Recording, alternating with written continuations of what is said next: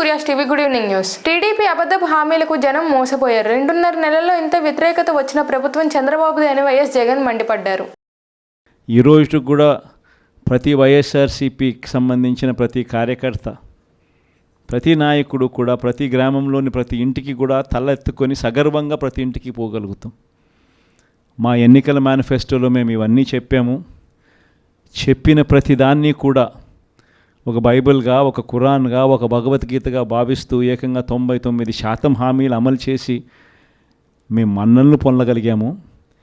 మాకు కోవిడ్ లాంటి సమస్యలు ఎదురైనా కూడా ఏ రోజు సాకులు చూపించలేదు, ఏ రోజు ఇవ్వకుండా ఉండడానికి కోసం కారణాలు వెతుక్కోలేదు.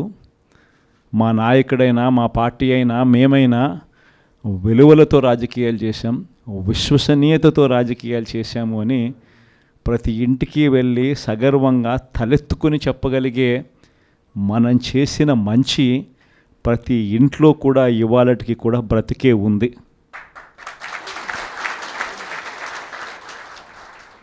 ఈ మంచి ఎక్కడికి పోలేదు. కానీ వాళ్ళు చేసిన మోసం, ప్రతి ఇంటికి వెళ్ళి ఓట్లు అడిగేటప్పుడు అక్కడ చిన్నపిల్లలు కనపడితే నీకు 15,000, నీకు 15,000, నీకు 15,000, నీకు 15,000, సంతోషమా? ఆ ఇంట్లో నుంచి ఆ పిల్లల తల్లి బయటకు వస్తే నీకు 18,000, సంతోషమా? ఆ ఇంట్లో నుంచి ఇంకొక అక్కచెల్లెమ్మ ఎవరైనా బయటకు వస్తే నీకు కూడా 18,000, సంతోషమా? ఆ ఇంట్లో ఎవరైనా ముస్లాం బయటకు వస్తే నీకు 4,000, సంతోషమా? అని ఇట్లా మాటలకు నిజంగా ఇటువంటి అబద్ధాలకు, ఇటువంటి మోసాలకు కాస్త ఆ ఇంట్లో ఒక 20 ఏళ్ళ పిల్లోడో 18 ఏళ్ళ పిల్లోడో ఎవడన్నా బయటకు వస్తే నీకు నెల 3,000 రూపాయలు నిరుద్యోగ భృతి, నీకు సంతోషమా? ఇవన్నీ మన కళ్ళ ముందన్నీ చూసినాం.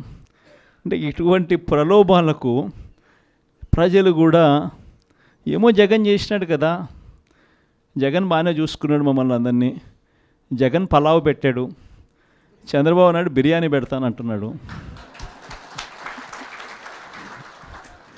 జగన్ కదా చంద్రబాబు నాయుడు వయసులో పెద్దోడు కదా, మరి జగన్ పలావ్ పెట్టినాడు అని అంటే చంద్రబాబు బిర్యానీ పెడతాడేమో అని ప్రజలందరూ కూడా కాస్త కూస్తో మోసపోయి చంద్రబాబు నాయుడు వైపున చెయ్యిపోయింది. కేవలం 2.5 నెలల్లోనే ఒక ప్రభుత్వం మీద ఇంత వ్యతిరేకత రాగలుగుతుందా అన్న ప్రశ్నకు ఏదైనా ఎగ్జాంపుల్ ఏదైనా ఉంటుంది అని అంటే అది చంద్రబాబు నాయుడు గారి ప్రభుత్వమే అని చెప్పి కూడా చెప్పచ్చు.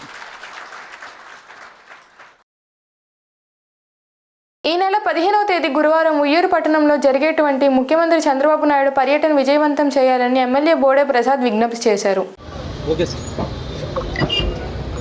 గత 5 సంవత్సరాల్లో పేదవాడి కడుపు ఆకలి తీర్చే అన్నా క్యాంటీన్ని గత ముఖ్యమంత్రి రద్దు చేయడం జరిగింది. మొన్న ఎన్నికల్లో ఇచ్చిన హామీ, గతంలో ఏదైతే అన్నా క్యాంటీన్లు పేదవాడి ఆకలి తీర్చడానికి అన్నా క్యాంటీన్లు రాష్ట్ర వ్యాప్తంగా నడిపామో, ఇప్పుడు అదేవిధంగా ఆగస్టు 15వ తేదీ రాష్ట్ర వ్యాప్తంగా ఒక 100 అన్నా క్యాంటీన్లు ప్రారంభించడం జరుగుతూ ఉంది.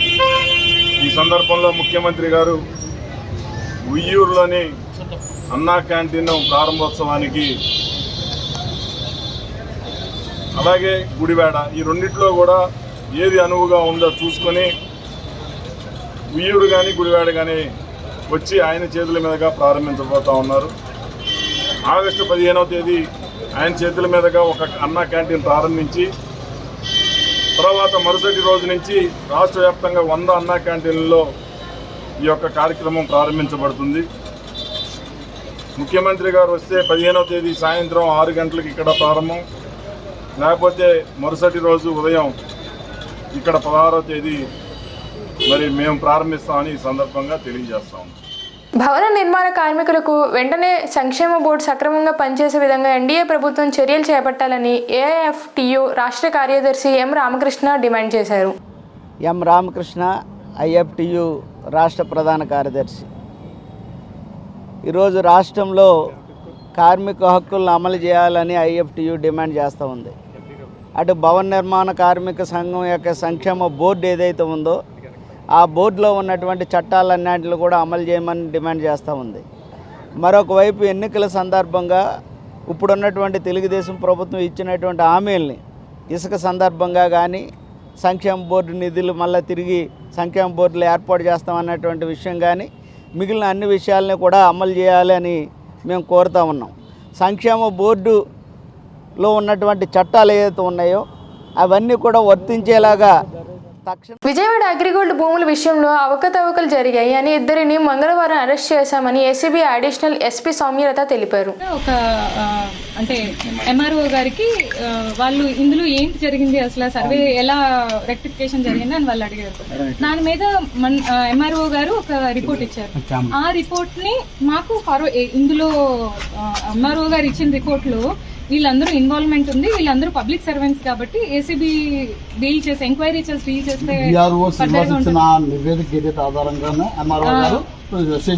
సబ్మిట్ చేశారు. ఆ రిపోర్ట్ మీద డీజీ గారు మాకు ఫర్దర్ గా ఎంక్వైరీ కండక్ట్ చేసి దీని మీద ప్రొసీడ్ అవ్వమని మాకు పంపించడం జరిగింది. దాని మీద మేము ఎంక్వైరీ చేసి క్రైమ్ ఆఫీసర్ ప్రూవ్ అయిన తర్వాత కేసు రిజిస్టర్ చేస్తాం. దాని మీద ప్రొసీడ్ అవుతున్నాం.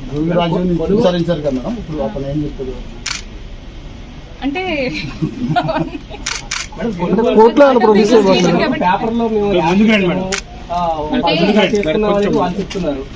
అంటే ఒకటి కొనుగోలు చేసుకున్నప్పుడు మేము యాడ్ ఇచ్చామంటే ఇప్పుడు మేము 88 కొనుగోలు చేసుకున్నాము. 87 రెక్టిఫికేషన్. యాక్చువల్గా 87 అనేది అన్డివైడెడ్ అంటే అన్షెడ్యూల్డ్ ప్రాపర్టీ, అంటే దాన్ని ఎలాంటి సబ్ డివిజన్లు జరగలేదు.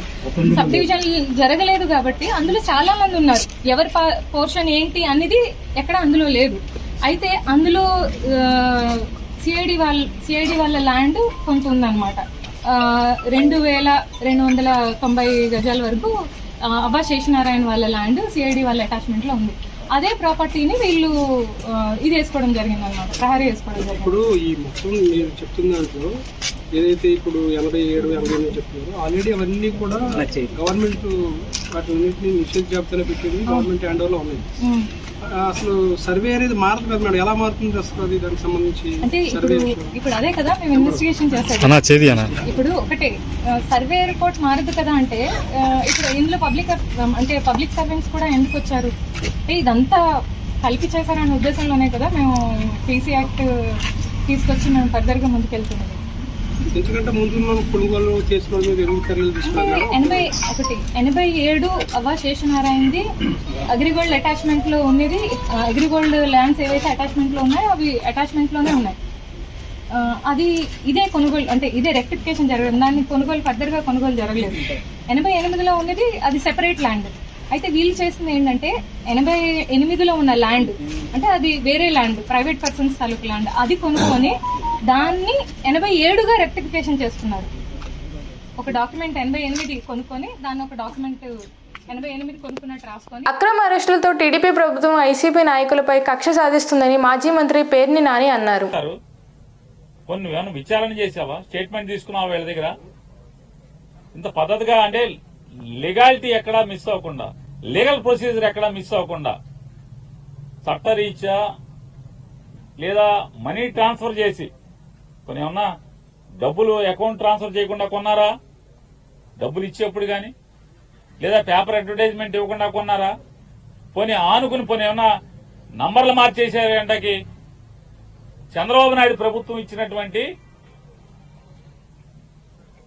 అగ్రిగోల్డ్ ఆస్తులకి అన్న సరిహద్దులు చేస్తుందా? అసలు సంబంధం లేదు. అగ్రిగోల్డ్ ఆస్తులకి జోగి రమేష్ గారు వాళ్ళు కొనుక్కున్న ఆస్తికి అసలు సంబంధమే లేదు కదా. లేని పరిస్థితుల్లో ఇవాళ సిఐడితో అదే ఆగస్టు 2వ తారీఖు ఒక కేసు కట్టించి, ఏసీబీతో ఒక కేసు కట్టించి విచారణకు కూడా కనీసం పిలవకుండా ఏం జరిగింది, నువ్వేం చేశావు, నీ పాత్ర ఏంటనే విచారణ కూడా చేయకుండా జోగి రమేష్ గట్టిగా మాట్లాడాడు, గట్టిగా తిరగబడ్డాడు. జోగి రమేష్ ని రాజకీయంగా ఎదుర్కోనలేక, రాజకీయంగా నన్ను తిట్టాడు కాబట్టి, నన్ను ఎదిరించాడు కాబట్టి, నేను జగన్మోహన్ రెడ్డి గారిని తిడితే నా మీద తిరుగుబాటుగా మళ్లీ నా మీద మాట్లాడాడు, విమర్శించాడనేటువంటి కక్ష కడుపులో పెట్టుకుని రమేష్ ని ఏమీ చేయలేక మానసికంగా వేధించడం కోసం జోగి రమేష్ గారి కొడుకు మీద ఈ రకమైనటువంటి వాళ్ళ బాబాయ్ మీద అక్రమ కేసులు పెట్టి చంద్రబాబు నాయుడు గారికి ఒకటే చెప్తున్నాం, నీ ఇష్టం రాష్ట్రంలో ఉన్నటువంటి 175 నియోజకవర్గాల్లో ఉన్నటువంటి వైఎస్ఆర్ పార్టీకి సంబంధించినటువంటి అందరినీ కూడా లోపలేసుకో, నీ మీద పోరాటం చేసేది ఖాయం. ఎన్టీఆర్ జిల్లా మైలవరం ఇబ్రహీంపట్నం మండలం ఏ కాలనీ సమీపంలో ఆర్డీఓ తనిఖీలు నిర్వహించారు.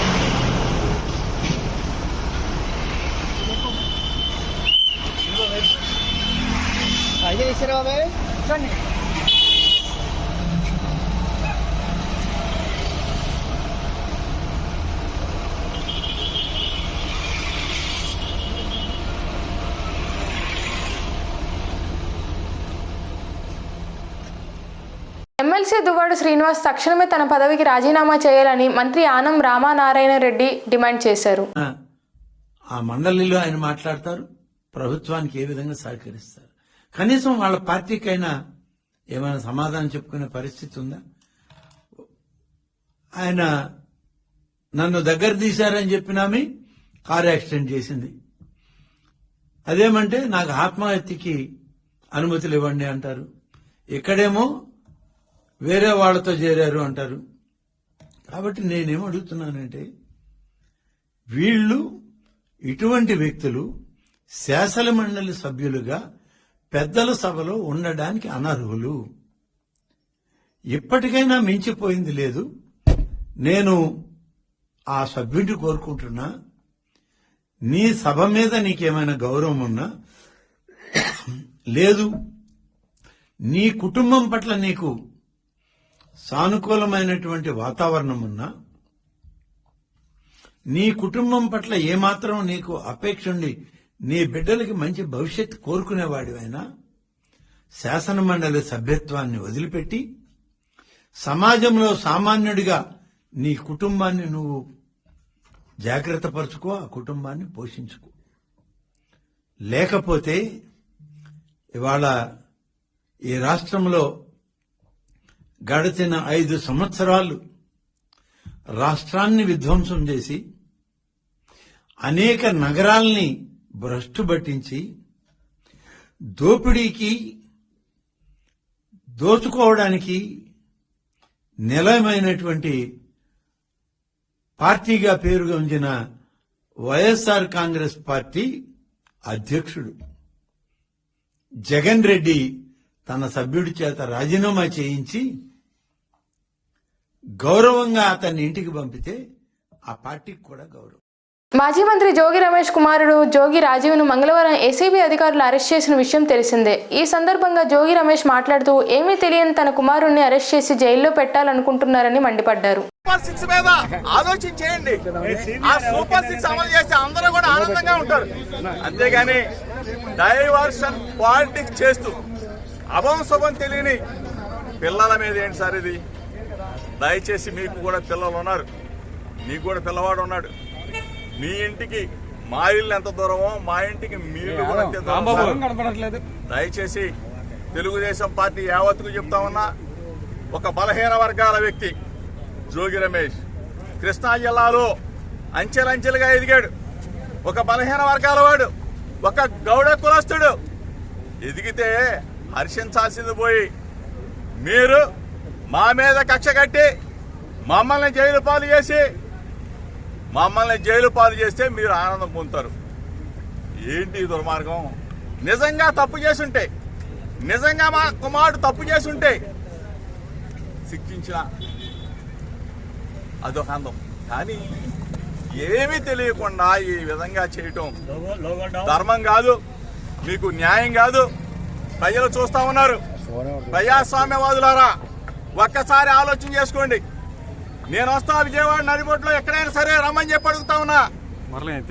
ఆంధ్రజ్యోతి రాధాకృష్ణ గారు ఎన్నిసార్లు రాస్తారండి? ఎన్ని మీరు కథలు రాస్తారండి? జోగి రమేష్ మీద ఎన్ని కథలు రాస్తారండి? ఎన్ని వ్యాసాలు రాస్తారు సార్? ఈనాడు రామోజీరావు గారు లేరు పాపం, అయినా కానీ ఈనాడు పత్రిక పుంకాలుగా రాస్తాను జోగి రమేష్ మీద. నిన్న కూడా వచ్చింది సెంట్రల్ బ్యాంక్ లో అంట, నేను హవా నడుపుతా ఉన్నానంట. సెంట్రల్ బ్యాంక్ లో అంట జోగి రమేష్ అంట ఎంఆర్ఓలను మారుస్తున్నానంట, జోగి రమేష్ అంట సిఐలు మారుస్తా ఉన్నానంట, జోగి రమేష్ అంట బూడిద మీద పెద్ద. అసలు ప్రభుత్వం మీదా మాదా?